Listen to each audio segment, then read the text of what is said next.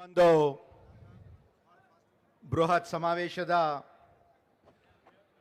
ಕೇಂದ್ರ ಬಿಂದುಗಳಾಗಿರುವಂತಹ ಕಾಂಗ್ರೆಸ್ ಪಕ್ಷದ ಅಭ್ಯರ್ಥಿಗಳು, ಯುವಕರು, ನ್ಯಾಯವಾದಿಗಳು ಆಗಿರುವಂತಹ ಸಾಗರ್ ಈಶ್ವರ್ ಖಂಡ್ರೆ ಅವರೇ, ಹಾಗೂ ಸಮಯವೊಂದು ಅಭಾವ, ಎಲ್ಲರ ಹೆಸರು ನಾನು ತಗೊಳ್ತಾ ಇಲ್ಲ. ವೇದಿಕೆ ಮೇಲೆ ಆಸೀನರಾಗಿರುವಂತಹ ಎಲ್ಲ ಮಾನ್ಯ ಸಚಿವರಿಗೆ, ಮಾಜಿ ಸಚಿವರಿಗೆ, ಎಲ್ಲ ಮಾನ್ಯ ಶಾಸಕರಿಗೆ, ಮಾಜಿ ಶಾಸಕರುಗಳಿಗೆ, ಇವತ್ತು ವೇದಿಕೆ ಮೇಲೆ ಆಸೀನರಾಗಿರುವಂತಹ ಎಲ್ಲ ಗಣ್ಯಮಾನ್ಯರಿಗೆ, ನೂರಾರು ಸಂಖ್ಯೆಯಲ್ಲಿ ಉಪಸ್ಥಿತಿರುವಂತಹ ಜಿಲ್ಲಾ ಘಟಕದ, ತಾಲೂಕು ಘಟಕದ, ಮಹಿಳಾ ಘಟಕದ, ವಿವಿಧ ಶಾಖೆಗಳ ಘಟಕದ ಎಲ್ಲ ಗಣ್ಯಮಾನ್ಯರೇ, ಹಾಗೂ ವೇದಿಕೆ ಮುಂದೆ ಇರ್ತಕ್ಕಂಥ ಬೀದರ್ ಜಿಲ್ಲೆಯ ಹಾಗೂ ಆಳಂದ್ ಮತ್ತು ಚಿಂಚೋಳಿಯಿಂದ ಬಂದಿರುವಂತಹ ಹಳ್ಳಿಯಿಂದ ಬಂದಿರುವಂತಹ ಎಲ್ಲ ಮುಖಂಡರೇ, ಕಾರ್ಯಕರ್ತರೇ, ಯುವಕರೇ, ತಾಯಂದಿಯರೇ, ಅಕ್ಕ ತಂಗಿಯರೇ, ತಮ್ಮೆಲ್ಲರೂ ಕೂಡ ನನ್ನ ಹೃತ್ಪೂರ್ವಕವಾದ ನಮಸ್ಕಾರಗಳು. हो गई है पीर पर्वत सी पिघलनी चाहिए.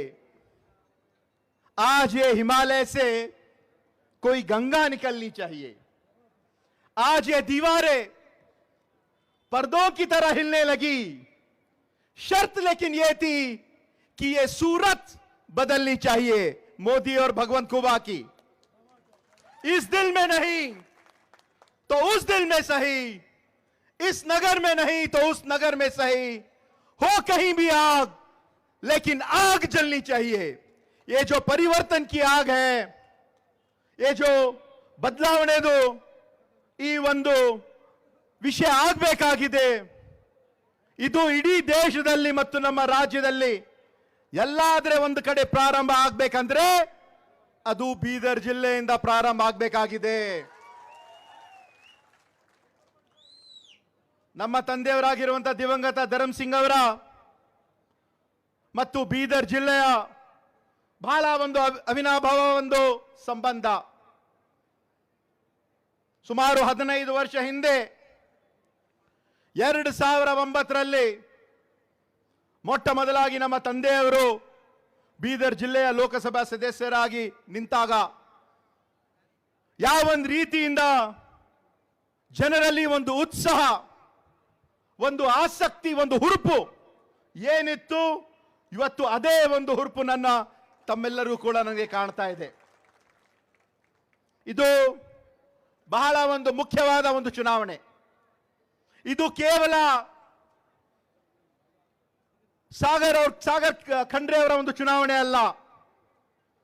ಇಡೀ ದೇಶದಲ್ಲಿ ನಡ್ತಕ್ಕಂಥ ಈ ಒಂದು ಚುನಾವಣೆ, ಧರ್ಮ ಮತ್ತು ಅಧರ್ಮ ನಡುವೆ ಇರ್ತಕ್ಕಂಥ ಈ ಒಂದು ಚುನಾವಣೆ, ನ್ಯಾಯ ಮತ್ತು ಅನ್ಯಾಯ ನಡುವೆ ಇರ್ತಕ್ಕಂಥ ಈ ಒಂದು ಚುನಾವಣೆ, ಸತ್ಯ ಮತ್ತು ಅಸತ್ಯ ನಡುವೆ ಇರ್ತಕ್ಕಂಥ ಒಂದು ಚುನಾವಣೆ, ಬಡವರ, ದೀನದಲಿತರ, ಹಿಂದುಳಿದ ವರ್ಗದ, ಅಲ್ಪಸಂಖ್ಯಾತರ, ರೈತರ, ಜನಸಾಮಾನ್ಯರ ನಡುವೆ ಹಾಗೂ ಶ್ರೀಮಂತರ, ಅದಾನಿ, ಅಂಬಾನಿ, ಮೇಹುಲ್ ಚೋಕ್ಸಿ, ನೀರವ್ ಮೋದಿ, ಮಾಲ್ಯ ಅಂತವರ ನಡುವೆ ಇರ್ತಕ್ಕಂಥ ಈ ಒಂದು ಚುನಾವಣೆ. ಒಂದು ಕಡೆ ನಾವು ನೋಡಿದ್ರೆ ಸುಳ್ಳು ಭರವಸೆ ಕೊಡ್ತಕ್ಕಂಥ ನಮ್ಮ ಪ್ರಧಾನಮಂತ್ರಿ ಈ ಒಂದು ಬಿಜೆಪಿ ಸರ್ಕಾರ, ಆದ್ರೆ ನುಡಿದಂತೆ ನಡೆದಿರುವಂತಹ ಒಂದು ಸರ್ಕಾರ ಯಾವಾದಿದೆ ಅಂದ್ರೆ, ಇವತ್ತು ನಾವು ಬೀದರಿನ ಈ ಒಂದು ಅಣ್ಣ ಬಸವಣ್ಣ ಅವರ ಒಂದು ಕರ್ಮಭೂಮಿ, ನುಡಿದಂತೆ ನಡೆದಿರುವಂತಹ ನಮ್ಮ ಸರ್ಕಾರ ನುಡಿದರೆ ಮುತ್ತಿನ ಹಾರದಂತಿರಬೇಕು, ನುಡಿದರೆ ಸ್ಫಟಿಕದ ಶಲಾಖೆ ಅಂತಿರಬೇಕು, ನುಡಿದರೆ ಲಿಂಗ ಮೆಚ್ಚಿ ಹೌದು ಹೌದು ಎನ್ನಬೇಕು, ನುಡಿಯೋದೊಳಗೆ ನಡೆಯದಿದ್ದರೆ ಕೂಡಲ ಸಂಗಮ ದೇವನ ಒಲಿವ. ಇವತ್ತು 2013ರಿಂದ 2018ವರೆಗೆ ನಮ್ಮ ಸರ್ಕಾರ 165 ಭರವಸೆಯಲ್ಲಿ 158 ಭರವಸೆ ಈಡೇರಿಸುವ ಯಾವುದಾದ್ರೆ ಒಂದು ಸರ್ಕಾರ ಇದೆ ಅಂದ್ರೆ ಅದು ನಮ್ಮ ಸನ್ಮಾನ್ಯ ಸಿದ್ದರಾಮಯ್ಯ ಅವರ ಒಂದು ಸರ್ಕಾರ. 2013ರಲ್ಲಿ 2023ರಲ್ಲಿ ತಾವೆಲ್ಲರೂ ಕೂಡ ಕಾಂಗ್ರೆಸ್ ಪಕ್ಷಕ್ಕೆ ಆಶೀರ್ವಾದವನ್ನು ಮಾಡಿ 135 ಸೀಟನ್ನು ತಾವು ಗೆಲ್ಸಿ ಕಳಿಸಿದಿರಿ. ನಾವು ತಮ್ಗೆಲ್ಲರೂ ಕೂಡ ಹೇಳಿದ್ವಿ ನಾವು 5 ಗ್ಯಾರಂಟಿ ಕೊಡ್ತಾ ಇದೀವಂತ. ಇವತ್ತು ಎಲ್ಲ ಕೊಟ್ಟಿದೀವಲ್ಲ, ಪ್ರತಿಯೊಬ್ಬರಿಗೆ ಇಲ್ಲಿರ್ತಕ್ಕಂಥ ಮಹಿಳೆಯರಿಗೆ ಎಲ್ಲರಿಗೂ ನಾವು ಮುಟ್ಟಿಸಿದೀವಿ. ಆದ್ರೆ 2014ರಲ್ಲಿ ಪ್ರಧಾನಮಂತ್ರಿ ನರೇಂದ್ರ ಮೋದಿ ಅವರು ಎಲ್ಲರಿಗೆ ಸುಳ್ಳು ಆಶ್ವಾಸನೆಯನ್ನು ಕೊಟ್ಟವ್ರೇನು ಹೇಳಿದ್ರು, भाइयों और बहनों आप हमको वोट दो, हम आप सब लोगों को, पूरे युवकों को 2 करोड़ जॉब्स देंगे. 2 ಕೋಟಿ ಪ್ರತಿ ವರ್ಷ ಯುವಕರಿಗೆ ನಾವು ಉದ್ಯೋಗ ಕೊಡ್ತೀವಿ ಅಂತ ಹೇಳಿದ್ರು. ಕೊಟ್ರ ಅವರು? ಸಿಕ್ತಾ ಯಾರಿಗಾದ್ರೆ? 10 ವರ್ಷದಲ್ಲಿ 20 ಕೋಟಿ ಉದ್ಯೋಗ ಸೃಷ್ಟಿಯಾಗಬೇಕಾಗಿತ್ತು. ಆದ್ರೆ ನಾವು ಯುವ ನಿಧಿ ಅಂತ ಕಾರ್ಯಕ್ರಮ ನಾವು ಏನು ಹೇಳಿದ್ವಿ, ಪ್ರತಿಯೊಬ್ಬ ಯುವಕರಿಗೆ ಯಾರ್ಯಾರು ಡಿಗ್ರಿ ಓದಿದ್ದಾರೆ ಅವರಿಗೆ ನಾವು 3,000 ರೂಪಾಯಿ ಕೊಡ್ತಾ ಇದ್ದೀವಿ. ಡಿಪ್ಲೊಮಾ ಓದಿದವರಿಗೆ 1,500 ರೂಪಾಯಿ ಕೊಡ್ತಾ ಇದ್ದೀವಿ. ಕರ್ನಾಟಕ ರಾಜ್ಯದಲ್ಲಿ ಈಗಾಗಲೇ 5,29,000 ಜನ ಯುವಕರು ನೋಂದಣಿಯನ್ನು ಮಾಡಿದ್ದಾರೆ. ಅವ್ರಿಗೆಲ್ಲರಿಗೂ ಕೂಡ ನಾವು ಅನುಕೂಲ ಮಾಡಿಕೊಡ್ತಾ ಇದ್ದೀವಿ. ಈ ಬಾರಿ ನಮ್ಮ INDIA ವತಿಯಿಂದ, ನಮ್ಮ ಕಾಂಗ್ರೆಸ್ ಪಕ್ಷದ ವತಿಯಿಂದ ಕೇಂದ್ರ ಸರ್ಕಾರದಲ್ಲಿ ಯುವ ನ್ಯಾಯ ಅಂತ ನಾವು ಘೋಷಣೆ ಮಾಡಿದ್ದೀವಿ. ಯುವಕರಿಗೆ ಪ್ರತಿ ವರ್ಷ ಅಪ್ರೆಂಟಿಸ್ಶಿಪ್ ನಾವು 1 ಲಕ್ಷ ರೂಪಾಯಿ ಕೊಡ್ತಾ ಇದ್ದೀವಿ. ಇದೆಲ್ಲ ಯಾರಿಗೋಸ್ಕರ ನಾವು ಮಾಡ್ತಾ ಇದ್ದೀವಿ? ಇವತ್ತು ಇಲ್ಲಿ ಇರ್ತಕ್ಕಂಥ ಮಹಿಳೆಯರಿಗೋಸ್ಕರ ಅನುಕೂಲ ಆಗಬೇಕು ಅಂತ ಅವರಿಗೆ ಸುಮಾರು ಈ ವರ್ಷ ನಾವು 24,000 ಕೋಟಿ ನಮ್ಮ ಬಜೆಟ್ ಅಲ್ಲಿ ಅನುದಾನವನ್ನು ಇಟ್ಟಿದ್ದೀವಿ. ಕರ್ನಾಟಕ ರಾಜ್ಯದಲ್ಲಿ ಇರ್ತಕ್ಕಂಥ 1,28,00,000 ಮಹಿಳೆಯರಿಗೆ ಪ್ರತಿ ವರ್ಷ 24,000 ನಾವು ಕೊಡ್ತಾ ಇದ್ದೀವಿ. ಅದು ಗೃಹಲಕ್ಷ್ಮಿ ಯೋಜನೆ. ಇವತ್ತು ಮಹಾಲಕ್ಷ್ಮಿ ಯೋಜನೆಯಲ್ಲಿ ಇಡೀ ದೇಶದಲ್ಲಿ ತಾವೆಲ್ಲರೂ ನಮಗೆ ಆಶೀರ್ವಾದ ಮಾಡಿದರೆ ತಾವು ಖಂಡಿತ ಮಾಡ್ತೀವಿ ಅಂತ ಸಂಪೂರ್ಣವಾದ ಒಂದು ಭರವಸೆ ಇದೆ. ಪ್ರತಿಯೊಬ್ಬರು ಬಡ ಒಂದು BPL ಮಹಿಳೆಯರಿಗೆ ಪ್ರತಿ ವರ್ಷ 1 ಲಕ್ಷ ರೂಪಾಯಿ ನಾವು ಕೊಡ್ತಾ ಇದ್ದೀವಿ. 1 ಲಕ್ಷ ರೂಪಾಯಿ. ಈ ಒಂದು ಚುನಾವಣೆ ಬಹಳ ಒಂದು ಪ್ರತಿಷ್ಠೆ ಇರ್ತಕ್ಕಂಥ ಒಂದು ಚುನಾವಣೆ. ನಾವೆಲ್ಲರೂ ಕೂಡ ಹಳ್ಳಿಗೆ ಹೋಗಬೇಕು, ಎಲ್ಲ ಕಡೆ ನಾವು ಹೋಗಬೇಕು, ಜನರಿಗೆ ತಿಳಿಸ್ಬೇಕು, ನಾವು ಕೊಟ್ಟಿರುವಂತ ಗ್ಯಾರಂಟಿಗಳ ಬಗ್ಗೆ ಅವರೆಲ್ಲ ಹೇಳಬೇಕಾಗ್ತದೆ. ಇವತ್ತು ಅಭ್ಯರ್ಥಿ ಎಲ್ಲ ಕಡೆ ಹೋಗಕ್ಕಾಗಲ್ಲ.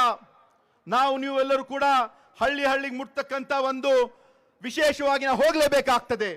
ನಮ್ಮ ತಂದೆಯವರು ಹೇಳ್ತಾ ಇದ್ರು, ಸಾಹಿಲ್ ಕ್ಯಾ ಚಲೆ ಲೇ ಚಲ್ ತು ಮಜ್ದಾರೋ ಮೇ, ಮೇರಿ ತು ಫಿಕರ್ ನ ಕರ್, ಮೈ ಆದಿ ಹೂ ತೂಫಾನೋ ಕಾ ಅಂತ ಅವ್ರು ಹೇಳ್ತಾ ಇದ್ರು. ಇವತ್ತು BJP ಅವರು ನಾವು ಎಷ್ಟಾದ್ರೆ ಒಂದು ದುಡ್ಡು ಖರ್ಚು ಮಾಡ್ತೀವಂತ ಅವ್ರಿಗೆ ಒಂದು ಭ್ರಮೆ ಇದೆ. ಪ್ರತಿ ಒಂದು ಲೋಕಸಭಾದಲ್ಲಿ ನಾವು ಕೋಟ್ಯಾಂತರ ರೂಪಾಯಿ ನಾವು ಖರ್ಚು ಮಾಡ್ತೀವಂತ ಅವ್ರು ಅನ್ಕೊಂಡಿದ್ದಾರೆ. ಬೀದರ್ ಜಿಲ್ಲೆ ಇದು ಅಣ್ಣ ಬಸವಣ್ಣ ಅವರ ಒಂದು ಕರ್ಮಭೂಮಿ. ತಾವು ಎಷ್ಟು ಖರ್ಚು ಮಾಡಿದ್ರು ಏನೋ ಪ್ರಯೋಜನ ಆಗಲ್ಲ. ಪಾಪಿಯ ಧನ ಪ್ರಾಶ್ಚಿತಲ್ಲದೆ ಸತ್ಪಾತ್ರಕ್ಕೆ ಸಲ್ಲದಯ್ಯ, ನಾಯಿಯ ಮೊಲೆ ಹಾಲು ನಾಯಿ ಮರಿಗಲ್ಲದೆ ಪಂಚಾಮೃತಕ್ಕೆ ಸಲ್ಲದಯ್ಯ, ನಮ್ಮ ಕೂಡಲ ಸಂಗನ ಶರಣಿಗಲ್ಲದೆ ಮಾಡುವ ಅರ್ಥ ವ್ಯರ್ಥ ಕಂಡಯ್ಯ. ಅವ್ರು ಏನ್ ಮಾಡಿದ್ರು ಕೂಡ BJP ಅವರು ಬೀದರ್ ಜಿಲ್ಲೆಯಲ್ಲಿ ವ್ಯರ್ಥ. ಇವತ್ತು ನಾವೆಲ್ಲರೂ ಸೇರಿ ಈ ಒಂದು ಚುನಾವಣೆ ಬಹಳ ಒಂದು ಪ್ರತಿಷ್ಠೆ ಇರ್ತಕ್ಕಂಥ ಒಂದು ಚುನಾವಣೆ. ವೇದಿಕೆ ಮೇಲೆ ಇರ್ತಕ್ಕಂಥ ಎಲ್ಲ ಮುಖಂಡರು ನಾವು ಎಲ್ಲರೂ ಒಗ್ಗಟ್ಟಾಗಿ ಕೆಲಸವನ್ನು ಮಾಡಿ ಒಬ್ಬ ಯುವಕ ಸಾಗರ್ ಖಂಡ್ರೆಗೆ, ಯಾಕಂದ್ರೆ ಒಬ್ಬ ನ್ಯಾಯವಾದಿ, ನಾನು ಜೊತೆ ಸಮಾಲೋಚನೆಯನ್ನು ಮಾಡಿದ್ದೀನಿ. ಈಗಾಗಲೇ ಸುಭಾಷ್ ರಾಥೋಡ್ ಅವರು ಬಹಳ ಒಳ್ಳೆ ರೀತಿಯಿಂದ ಅವ್ರು ಹೇಳಿದ್ರು, ನಾವು ಎಲ್ಲರೂ ಸೇರಿ ಒಗ್ಗಟ್ಟಾಗಿ ಈ ಒಂದು ಚುನಾವಣೆಯಲ್ಲಿ ಕೆಲಸ ಮಾಡಿ ಸಾಗರ್ ಖಂಡ್ರೆ ಅವರಿಗೆ ಕೇವಲ ಗೆಲ್ಸದಷ್ಟೇ ಅಲ್ಲ, ಪ್ರಚಂಡ ಬಹುಮತದಿಂದ ಗೆಲ್ಸೋಣ ಅಂತ ಹೇಳಿ 2 ಮಾತನ್ನು ಮುಗಿಸುತ್ತೇನೆ. ಜೈ ಹಿಂದ್, ಜೈ ಕರ್ನಾಟಕ, ಜೈ ಕಾಂಗ್ರೆಸ್. KKRDBಯ ನಮ್ಮ